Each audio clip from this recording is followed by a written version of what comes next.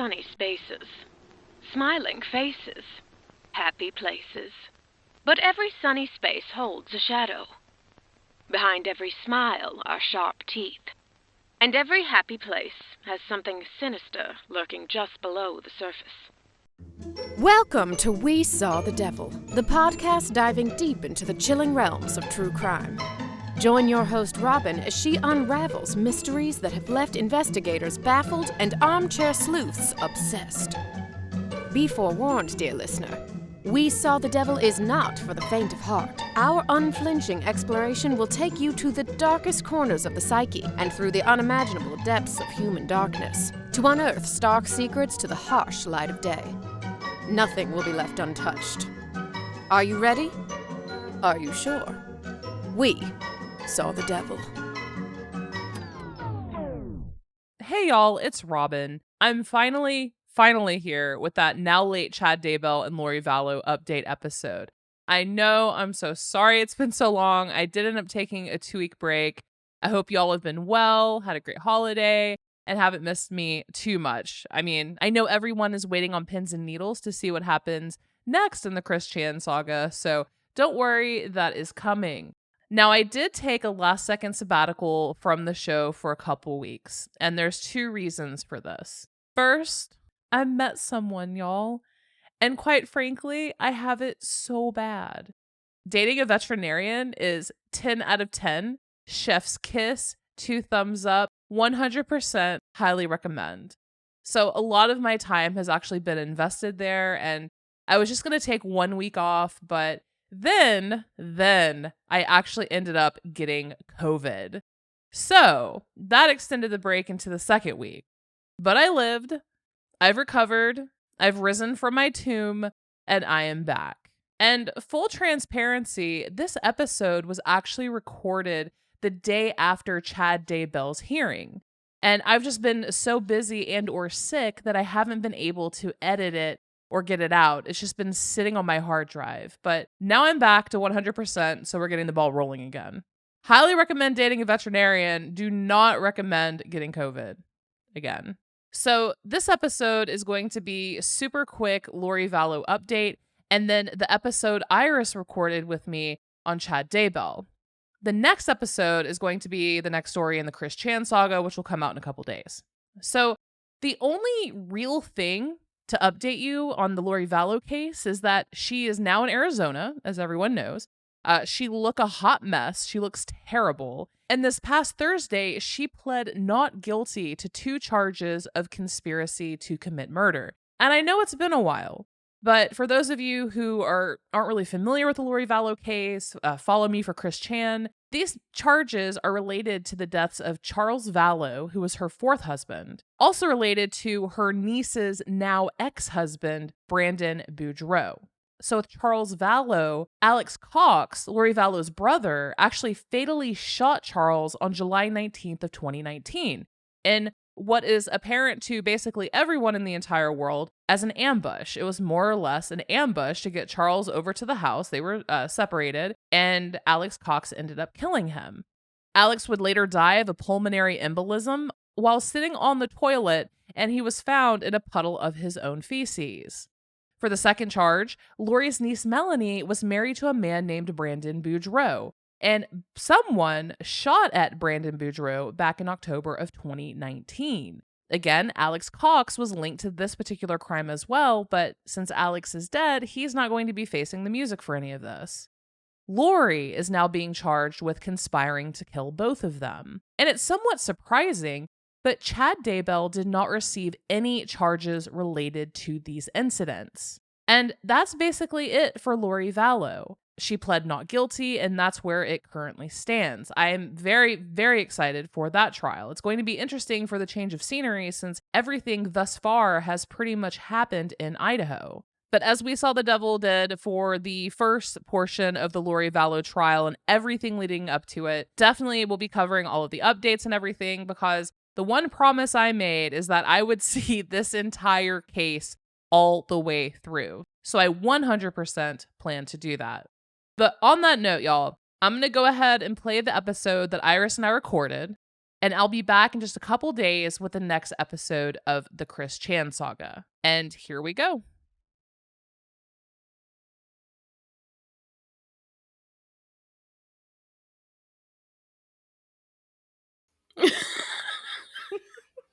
Oh boy. Hello, everyone. Hello, everyone. You are listening to We Saw the Devil. This is Robin, and joining me is the always lovely Iris. Hello, listeners. Guys, I mean, batter up, motherfuckers. We are going back to Idaho. Woo! And Iris is here. I mean, it's Chad Daybell time, and his trial is coming up April 1st of next year. I covered the entirety of the Lori Vallow case way back from the very, very beginning of it hitting the news cycles, all the way through the tail end of her trial. And Iris is here, and we are going to do the entirety of Chad Daybell's trial. Yeah, that's going to be fun. It is. This is the trial that I've been waiting for. I know a lot of people were more interested and intrigued by Lori Vallow, but I'm personally way more intrigued by Chad Daybell's, Ditto. whatever he's got going on there. Or doesn't. Or doesn't. Big news on November 29th, there was a big hearing in Fremont County and multiple items were discussed. And that's what we're actually going to cover on this particular episode. But before we get into it, a couple Lori Vallow news items or Lori Vallow adjacent news items to cover. One interesting thing that I saw this week was Coroner Brenda Dye, and she was the coroner responsible for attending Tammy Daybell, the Daybell home, and she pronounced Tammy Daybell deceased. And what else did she do, Iris? Oh, well, she would have to be there when the children were discovered. As the coroner, she would take custody of the bodies and maintain custody until it was delivered to the agency that was going to carry on the investigation. Yep. It was just a really, really quick interview, and they basically just discussed the case and how she's feeling. And she explained how impacted she was by everything and how she's still having nightmares as far as what she encountered and what she saw. And I do feel bad. I can't imagine. You've stated, Iris, something about being from a little town like that. Yeah, so being from a little town like that, you, as a coroner, you would not see anything that horrific. I can't even imagine. I can't either. I mean, I can't imagine seeing that and, being kind of thrust into the middle of it after dealing with, cows tipping over, the occasional, elderly person expiring, and maybe an accident here or there. That's just absolutely wild. She did the interview on East Idaho News. You can go to their website and watch that. It's just a couple minutes long, very brief. But yeah, she talked about how she has to relive it over and over again, going from the Vallow trial coming into the Chad Daybell trial. Yeah, that's the one thing about, having the job that she has, but I'm sure Brenda never figured that she would be involved in a international murder case. Another really interesting news piece that I saw, and it's so funny after, especially when you're into true crime, right? And you follow these cases and you watch the trials and you become familiar with the attorneys or the prosecutors, the defense or the prosecutors, the judge. And so it's kind of always interesting to me when other things happen, in the news or crimes, and then you get to see the same lawyers and judges and everything. Yeah. So Jim Archibald is actually going to be on, if any of you guys have been following that really sad case also out of Idaho, the Jeremy Best case. Basically, this guy, something happened psychologically. He killed his wife and child. Oh, wow. Yeah, and it's really sad. He's incredibly mentally ill. But if you haven't, I suggest following that story. It's been really, really, really big. His child was found like in a bag on the side of the road. Jesus. Heinous. But Jim Archibald is actually going to be a death penalty certified attorney on that case. And so I just found that really interesting. I did not know that Archibald was death penalty certified. Yep, that's the entire reason that he came on. Yep. Wow, okay. Is he's death penalty certified. So it was just really kind of interesting adjacent news item of Archibald being on a new prominent case that's out there in the media. And I guess finally, let's just talk about the biggest news of the week. Lori Vallow, y'all, is officially in Phoenix. Yep. She's officially in Arizona. She arrived last Wednesday night in some sort of blue jumpsuit, and so far, all we've seen is her mugshot. Yeah. She's not doing well. No, she's not. And there was a video also of the indictment charges. Hmm. East Idaho News has those too. Yes. Which East Idaho News is my favorite for the Lori Vallow case. It Hmm. has everything chronological order. If someone breaks wind in this case, they already have a video uploaded about it. They are on top of it. So Yep. really interesting. I mean, Lori Vallow looks a hot mess. She looks Yeah. a little bit different. Like, did you see any change in her at all? She's hard. Yeah. She is hard now. I don't know what she has been experiencing in that jail, but she is not the happy-go-lucky little, cutesy blonde. She is now a hardened woman. Yeah. It actually really struck me. You can see it in her eyes. Obviously, her skin is, more aged and hardened. It really, really was. And also, the one last piece I wanted to cover is back to Jim Archibald. As all of you know, I mean, we just talked about him. He was on Vallow's side as a death penalty certified attorney, and he is not going to be representing her in the Arizona case. I know a lot Mm-mm. of people were speculating that he would come on, but he did speak. But he did speak with the public defenders in Phoenix, and Lori is going to get herself a what, Iris? A public defender. Yep. Which no disrespect to public defenders at all. None whatsoever. There's some incredible ones out there. But considering the last trial and everything that happened in Idaho, and considering everybody in the country pretty much knows her face, she would have been much better off with like a, high powered. Yeah, but I don't think anybody is footing the bill this time. So Nope. Nope. But I find that yeah, so that's interesting. it is interesting.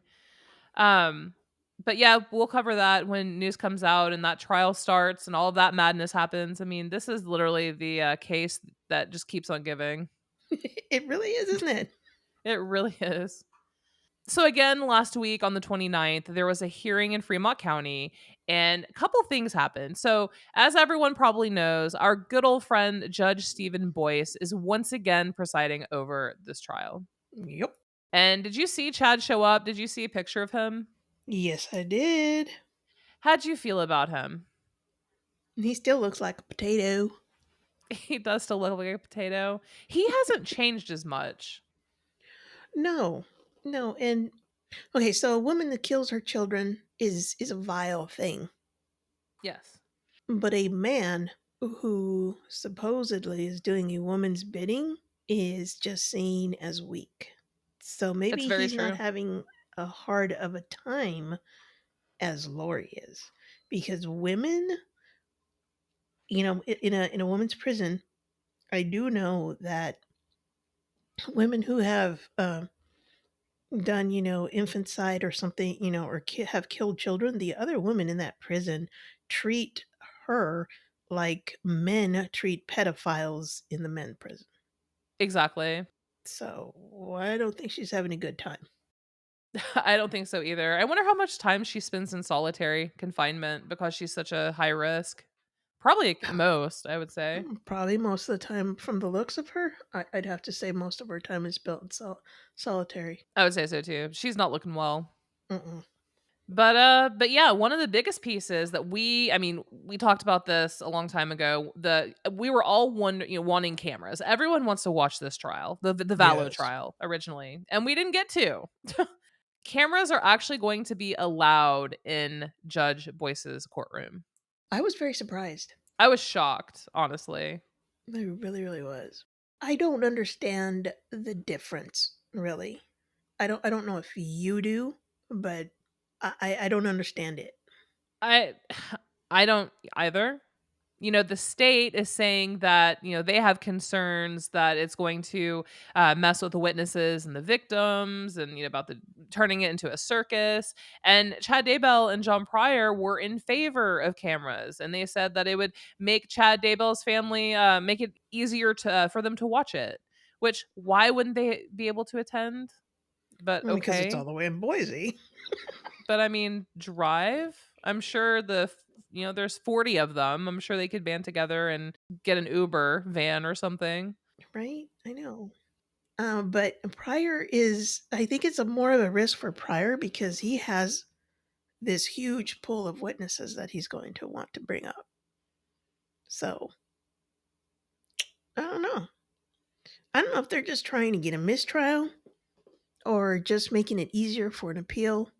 Boyce did set very specific guidelines. The cameras are going to be uh, court cameras. They're not going to be cameras like from, Court Court of Law or TV. whatever, any of the Yeah. streamers.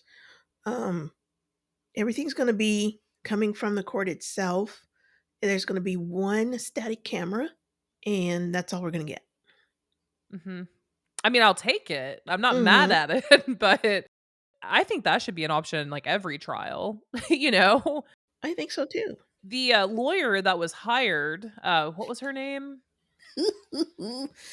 Oh my gosh. Oh, Wendy Olson. Oh, Wendy Yeah. Olson. She's the attorney hired by multiple media outlets basically to advocate for the cameras, right? Mm-hmm. And oh my God, this woman, I mean, she's not wrong. And she said probably my favorite quote so far said in this. She said, with guidelines from the court, cameras allow the public to understand what goes on firsthand in the courtroom. I mean, that's cut and dry to me. It is. And it's a And very if good point. it is. It's the most simple point. That's why I just don't understand how the state, and I'm sorry, I don't know if I'm alone, but I just kind of came to not like Rob Wood. I just don't care for him very much. Like, I mean, Pryor is obviously worse, but I don't like Rob Wood. I know he's doing his job and whatnot and got the conviction, but still, I just don't care for him very much. Yeah, the construct of how a lot of the evidence was used against Lori. hmm I mean, yeah, you got the verdict you wanted, but was it really? Did you really need to do it that way? Because I don't know. Yeah. And, Um, Rob Wood countered this argument and said, I do respect the media, but we're against having cameras because they could create a circus like atmosphere. So we'll see. mm, We are getting cameras. I'm personally going to watch the trial start to finish. I'm sure Iris, you are as oh well, yeah, likely. very much so. I'm excited about this one. I want to see the dichotomy between how they prosecute Chad and how they prosecuted Lori. Yes, and we also saw a motion in the same hearing kind of related to that as well. Mm-hmm. Um But first, let's talk about the death penalty because there have been several motions filed to have the death penalty totally removed from the table. But it hasn't actually been discussed in court as of yet. Mm-mm. They finally did in this hearing. They talked about it a little bit. So, how do you feel about that, Iris? Chad and the death penalty. We've talked about how we feel about Lori Vallow. Well, first, let's start because we've discussed at length how we feel about Lori Vallow, that being taken off the table for her. How we, I think, both appreciate life in prison with no possibility of parole. Mm-hmm. Do you still feel that way? And how do you feel about Chad? Um, I still feel that way, and for Chad, I mean, a life sentence would be enough, at least in my eyes. It's a conspiracy to murder. It is not a capital murder case. So therefore, I kind of agree with what Pryor was saying that if it was removed from Lori's case, then therefore it should be removed from his. Mm-hmm. Mm-hmm. You can't say he was more culpable or less culpable than Lori was Right. because they are co-conspirators, meaning equal conspirators. Just give him a life sentence without parole. Yeah. Agreed. Save millions and millions and millions and millions of dollars at the end. Mm-hmm. So the defense came out and said that the death penalty was removed from Lori, as Iris just said, and the state didn't have ample enough evidence. And Rob Wood and the state, Lindsay Blake responded. They basically went through a few cases and laws on how the death penalty is applied. And I Mm, honestly believe that it will stay on the table for Chad. I think that Chad is in fact going to be up against the death penalty. wow. I don't see a way that they're going to take this off. Mm. Friendly, you think they will? I don't know. So, okay, so if he's going to be facing first degree murder, I think the state would get a easier conviction if it stayed as a conspirator, because Chad himself did not lay hands on Tammy. There is no proof that we know of That we know of, yeah. that happened. There is plenty of conjecture and circumstantial evidence that it was Alex. It's true. I mean, I So, personally think it was Chad and Alex. yeah, it was probably both of them at the same time. They're co-conspirators. He's not, unless they have other evidence that we don't know about that he did commit a first degree murder. It's still co-conspirator. So another motion was actually a motion for a change of venue to the surprise of absolutely no one. The trial is going to be held in Ada County as it stands, where Lori's trial took place as well. But of course, Rob Wood and the prosecution, they're like, no, the media coverage of the trials is insane, and we want to go back to Fremont County. Fremont County should be hosting this trial because it's been a while since everybody died, and we'd be able to seat a jury there. And to that point, I say bullshit. Ditto. That was a crappy argument. Crappy Oh, argument. like, sir, my good sir, everyone knows what Lori Vallow did. I can't imagine. I mean, most of the country does, much less little Fremont County. You know, Right? I mean, come on. John Pryor and the rest of the defense team, they obviously disagreed with that. They were like, "Hey, no, Boise works well. You know, Ada County, as it were, works well because there's a lot of space and resources here for as far as finding impartial jurors. Obviously, it's going to be a media shit show, so the media can come, news people, influencers, whatever. Just Ada County is the better host for that. You know, more space, Huh. more room, more resources." And for Pryor to think that the just because it's a small little county, it's smaller, and Ada is too big, and there's gonna be a circus. The circus is going to go wherever the trial is. It Mhm. doesn't Mhm. matter if it's in a two-room apartment or if it's in a huge courthouse. They're gonna come.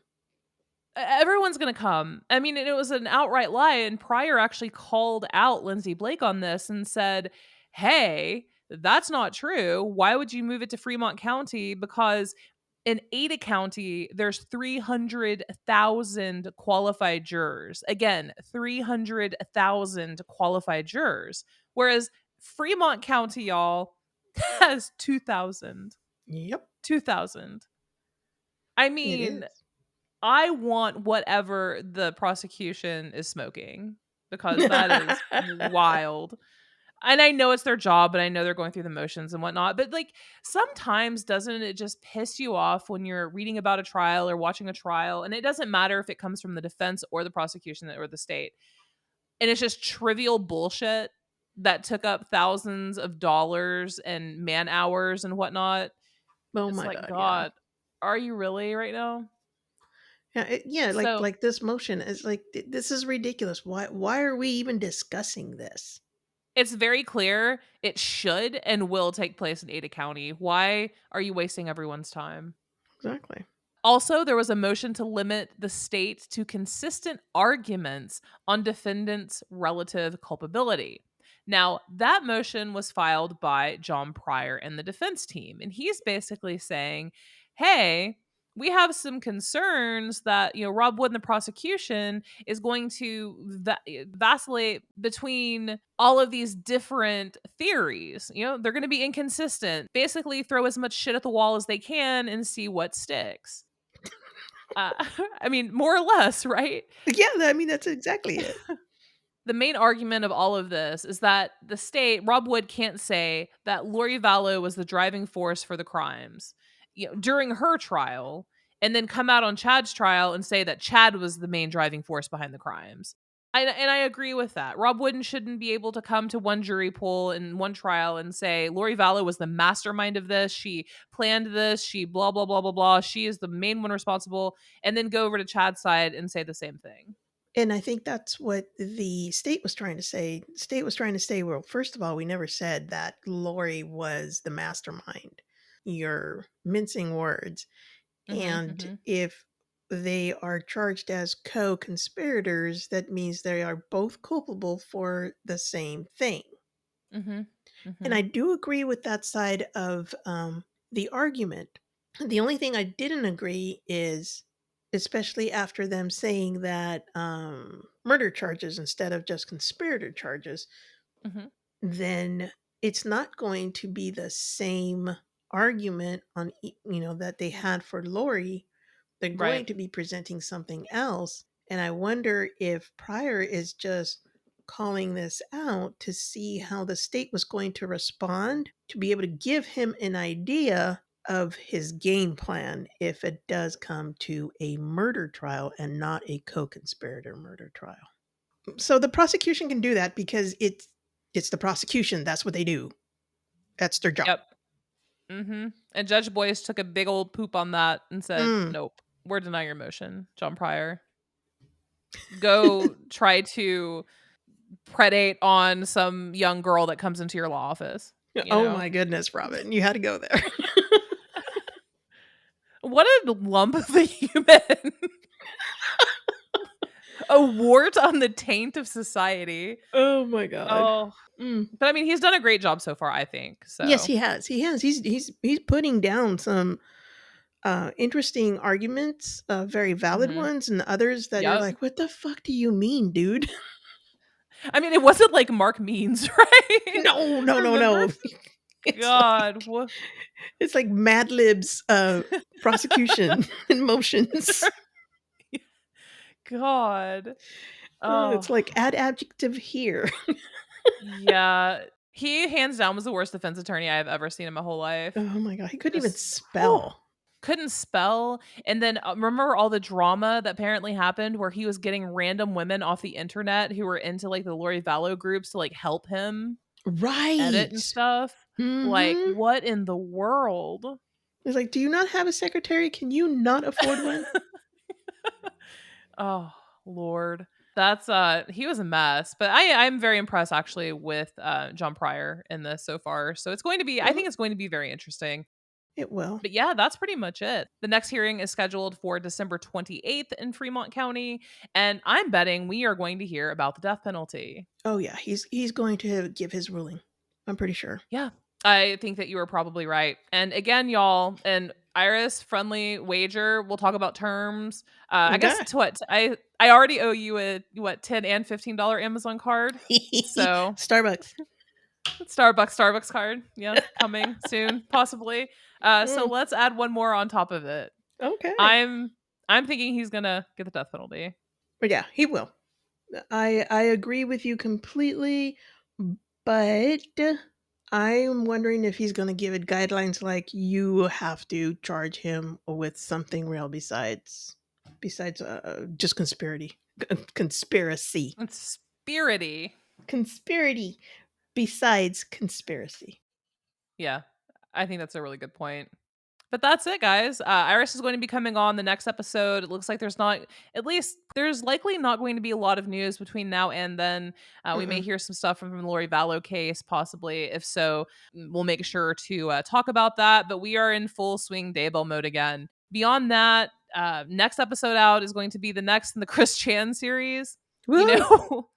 Iris and I were really going to try to watch Chris Chan's streams, his live streams, and kind of dissect out some pieces. God damn it, Robin. We were being the operative word there. Oh, okay. Thank you.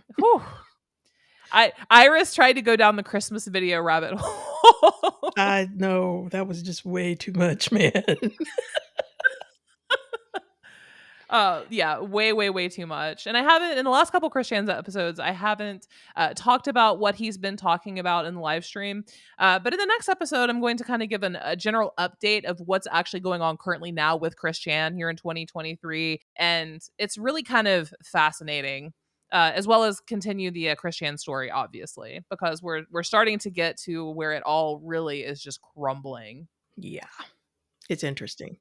It is an absolute just mess. I wish people who use the term and throw it around, "That's a mess," just knew about Chris Chan because that's a whole other thing.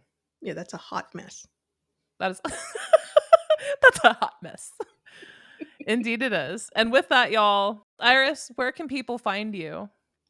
Well, oh, so right now, Mike, my co-host, and myself have a new venture. It is called Movies in 30 Minutes, and that's basically what it is. It's a movie reviewed in 30 minutes. We go over what works, what doesn't, direction, and it's really, it's lots of fun. It's short, it's simple, and you can find us on any of the podcasting platforms like Apple Podcasts, Spotify, also on YouTube. Just look us up and enjoy, have some fun with it. It's not very long; it's just 30 minutes or less. And yeah, just look for movies in 30 minutes. Nice. And on that note, y'all, see you in a couple days. Chris Ciao. Chan's on as she returns.